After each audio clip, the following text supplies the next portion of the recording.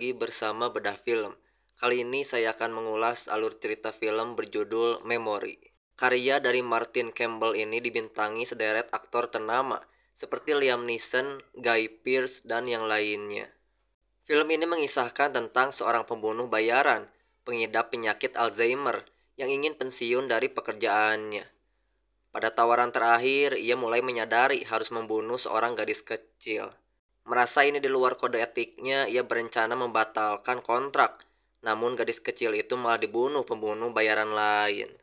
Ia lalu mulai menghabisi satu persatu orang yang memperkerjakannya sebelum dihabisi mereka dan dikejar FBI. Sebelum masuk ke dalam isi ceritanya, saya kembali mengingatkan bahwa ini adalah konten berspoiler. Jadi buat kalian yang belum menonton filmnya, silakan untuk menontonnya dulu agar mendapatkan pengalaman yang lebih baik. Jadi langsung saja masuk ke dalam isi ceritanya.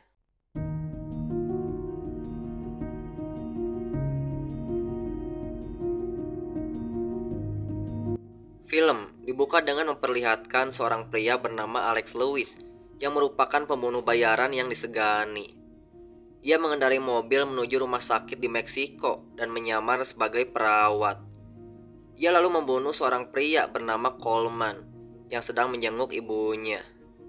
Setelah itu ia kembali ke mobil dan mengirimkan pesan kepada klien bahwa ia berhasil. Vincent Serra, sang agen FBI, mendatangi suatu tempat perdagangan manusia yang ia selidiki selama 11 bulan. Ia bertemu dengan Papa Leon yang diketahui menjual anaknya sendiri bernama Beatrice untuk kebutuhan seks. Serra berpura-pura menyewa Beatrice untuk mendapatkan informasi. Namun bocah 13 tahun itu terbiasa melayani pembelinya. Beatrice lalu melihat alat pelacak yang terpasang di dada Serra dan langsung memanggil ayahnya. Tim FBI yang memantau di luar segera masuk, termasuk dua rekan Serra bernama Linda dan Marquez.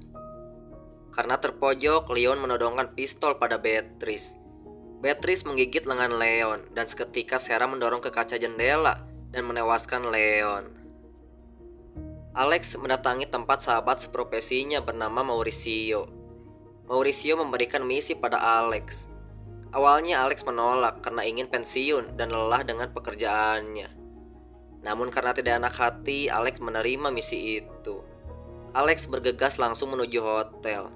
Sesampainya di sana, ia terlihat meminum obat karena mengidap penyakit Alzheimer. Penyakit otak yang menyebabkan penurunan daya ingat dan kemampuan berpikir. Hingga ia selalu menuliskan hal-hal penting di lengannya. Masih di hotel yang sama, Alex bertemu dengan bos Mauricio bernama William. Alex menerima koper yang berisi senjata dan informasi yang dibutuhkan untuk misinya. Pada malam, Alex mendatangi rumah Alice Pancam, target pertamanya. Ia langsung menodongkan pistol ke kepala Alice, meminta Alice memberitahu di mana flash disknya. Kemudian Alice menuju brankasnya dan memberikan flash disk itu. Alice sempat mencoba melawan, namun Alex masih terlalu kuat, hingga Alex mencekik Alice hingga tewas. Alex memberikan laporan pada William karena telah berhasil dengan misinya. Serra dan Linda menyusul ke rumah Alice untuk olah TKP. Sesampainya di sana, sudah ada atasannya, Gerald, dan polisi bernama Danny. Terlihat raut wajah Wendy, istri Alice yang merasa kehilangan. Wendy menceritakan semuanya pada Serra dan yang lainnya. Keesokan harinya, Serra membawa Beatrice untuk dipindahkan. Alex mengikuti di belakangnya. Sesampainya di tempat, Alex belum menyadari bahwa target berikutnya masih di bawah umur. Saat malam, ia kembali ke tempat itu dan berhasil menyelinap masuk melihat wajah Beatrice dari dekat. Ia langsung mengurungkan niatnya, membunuh Beatrice dan segera kembali ke mobilnya. Alex menemui William di toilet umum dan langsung menghajarnya hingga terjatuh. Ia sangat marah karena harus membunuh gadis kecil.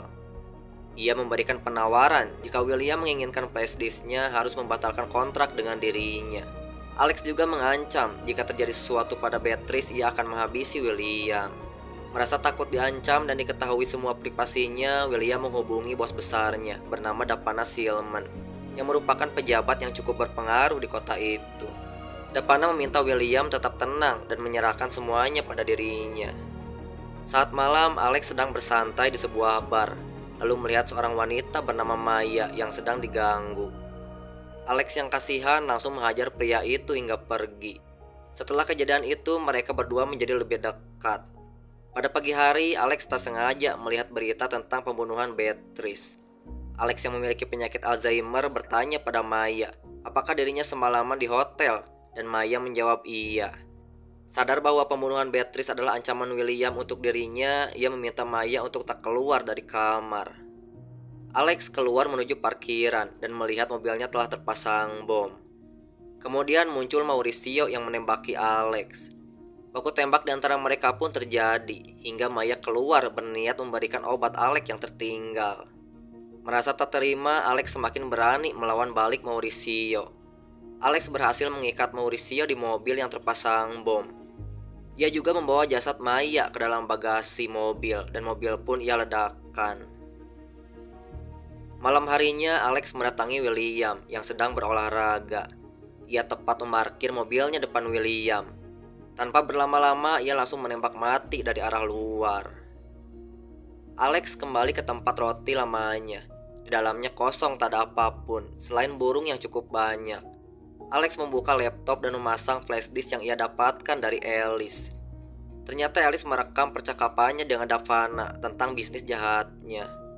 Alice memiliki video anak Davana bernama Randy yang melakukan adegan seks dengan Beatrice.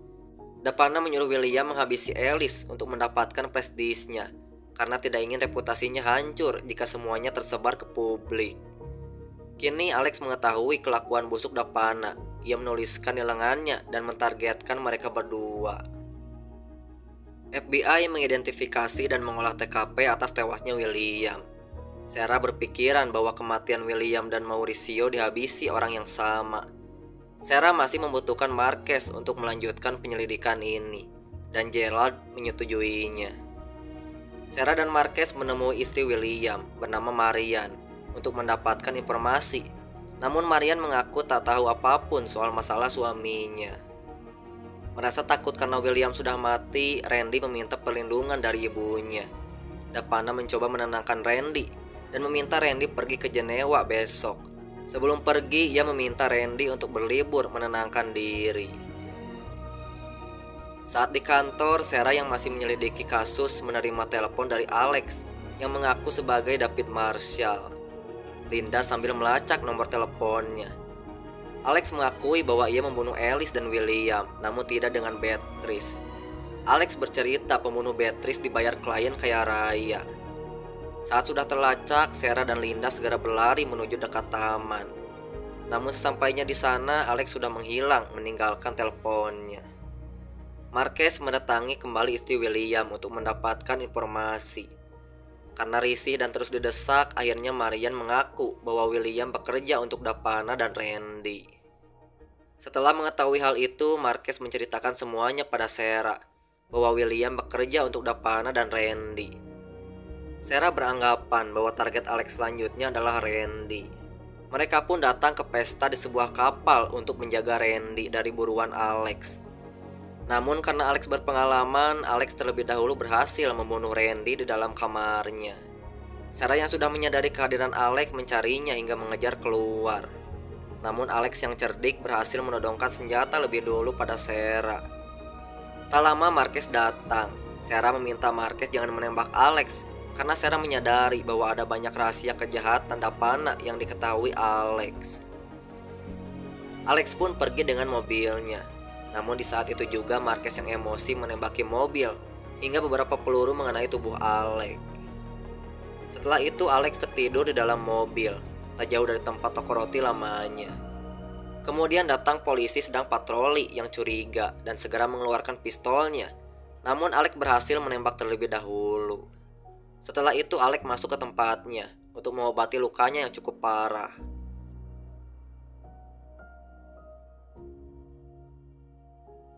Linda berhasil menemukan tempat toko roti Alex karena terjadi pembunuhan polisi yang sedang patroli. Sarah dan tim mendatangi toko roti Alex dan berusaha menggeledah tempat itu, namun tak berhasil menemukan Alex. Alex yang sudah merasa pulih mendatangi Davana di kediamannya. Tempat itu dijaga banyak polisi yang dipimpin Danny. Tak merasa takut sedikit pun, Alex berhasil menyandera satu polisi dan terjadi baku tembak di antara mereka. Setelah beberapa polisi tumbang, Alex segera menuju atap gedung. Karena lampu padam dan gelap, polisi mengira Alex masih berada di atap. Padahal Alex langsung turun menggunakan tali dan menuju ruangan Dapana. Danny yang tak bisa melakukan apa-apa langsung dihajar Alex. Dan Alex langsung menodongkan pistol ke Dapana. Saat akan menembak, ternyata pistolnya rusak. Dan Danny segera bangkit menghajar Alex hingga pingsan. Danny membawa Alex ke ruangan interogasinya dan berusaha mengorek informasi sembari menyiksanya. Alex hanya ingin bicara dengan agen FBI yaitu Sarah. Tim FBI menemukan flash disk tentang kejahatan Randy di tempat Alex. Sarah membawanya pada Gerald atasannya dan memohon memindahkan Alex dan membawanya dari pihak polisi El Paso. Gerald akhirnya mengizinkan. Sarah menjemput Alex dari Danny dan melihat tubuh Alex yang penuh luka. Sarah memarahi Danny karena hal itu. Mereka berdua hampir terlibat kontak fisik, namun segera dileraikan. Sarah dan rekannya melihat kondisi Alex. Sarah menyadari bahwa Alex tahu banyak tentang kejahatan Dapana. Dapana yang mengetahui Alex dirawat memerintahkan seorang dokter bernama Myers untuk meracuni Alex. Dapana menginginkan Alex mati karena satu-satunya orang yang bisa membongkar kejahatan dirinya. Sarah meminta bukti fisik yang kuat untuk kejahatan Dapana. Alex memiliki bukti itu di dalam flash disknya, namun karena penyakit Alzheimer-nya ia lupa menyimpannya. Ia juga sering menuliskan hal penting di lengannya, namun pihak medis menghapus tulisan itu. Dokter kiriman Dapana datang menemui Alex di rumah sakit. Saat akan menyuntikkan racun, Alex mencekik Dr. Myers. Kemudian polisi yang mengetahui lewat CCTV mengepung di luar rumah sakit. Sarah dan rekannya datang ke rumah sakit. Sarah langsung mengemudi mobilnya ke depan pintu utama karena Alex ingin bicara dengannya. Alex yang mengetahui sedang dikepung menukar jas dengan Myers dan menutupinya dengan kain sehingga para penembak jitu malah menembak mati Myers. Seketika Alex langsung masuk ke dalam mobil dan menyandera Sarah. Lalu tiba-tiba Alex merasa ingat di mana flash disknya dan mengeja nama Barry. Kemudian Alex segera keluar dan ditembaki polisi hingga tewas. Setelah tewasnya Alex, Sarah, Linda, dan Marquez dibubarkan karena telah gagal. Linda dikirim ke bagian kejahatan anak dan Marquez dikembalikan ke negaranya Meksiko. Sedangkan Sarah dibebas tugaskan.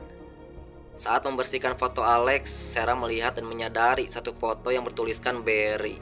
Sarah langsung mendatangi tempat itu dan menghancurkan huruf B yang menemukan flash disk tentang kejahatan Dapana. Sarah langsung menyerahkan bukti itu pada atasan tertingginya bernama Andy. Mereka mendengarkan percakapan audio Dapana dengan Alice tentang bisnis jahatnya. Namun Andy mengatakan bahwa bukti itu tidak cukup kuat untuk menangkap Dapana. Sarah menganggap Andy ikut bersekongkol dengan Dapana dan merasa dihianati oleh institusinya sendiri.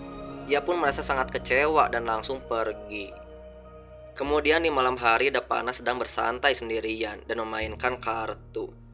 Tiba-tiba datang seorang tak diundang membunuh Dapana dari belakang. Di sisi lain, Sarah dan Linda sedang berada di suatu bar. Kemudian Sarah melihat berita tentang tewasnya Dapana. Kemudian diperlihatkan orang yang telah membunuh Dapana yang sedang menghilangkan jejak bukti. Dan ternyata orang itu adalah Marquez. Dan film pun selesai.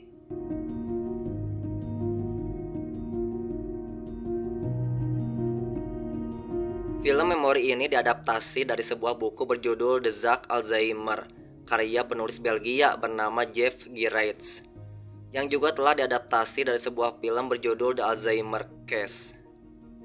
Film yang dibintangi Liam Neeson lagi-lagi selalu membuat takjub penonton. Bagaimana tidak dengan usianya yang sudah menginjak 70 tahunan, Liam masih bisa memberikan aksi-aksinya yang memukau. Film karya Martin Campbell ini menyajikan dengan dua bahasa, yaitu Inggris dan Spanyol. Mengangkat tentang Alzheimer dan kejamnya dunia perdagangan anak. Itulah alur cerita film memori. Jika kalian suka silahkan like. Jangan lupa untuk menekan tombol subscribe agar tak ketinggalan video menarik lainnya. Sampai jumpa di konten berikutnya. Assalamualaikum warahmatullahi wabarakatuh.